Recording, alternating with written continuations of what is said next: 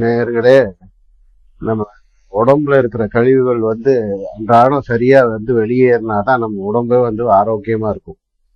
அதனாலதான் கழிவுகளை நம்ம உடம்பு கரெக்டா வெளியேற்றிருந்தாங்க.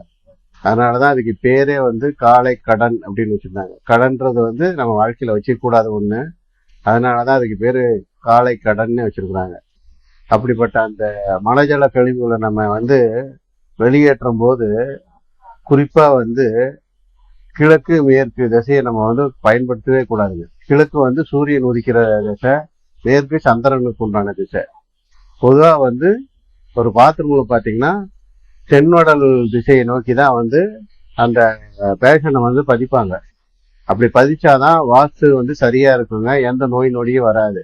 அதை விட்டுட்டு கிழக்கு மேற்கு திசையை நோக்கி நீங்க பேஷன் பதிச்சீங்கன்னா பல விஷயத்துல தத்ரியம் தான் உங்களுக்கு வரும்.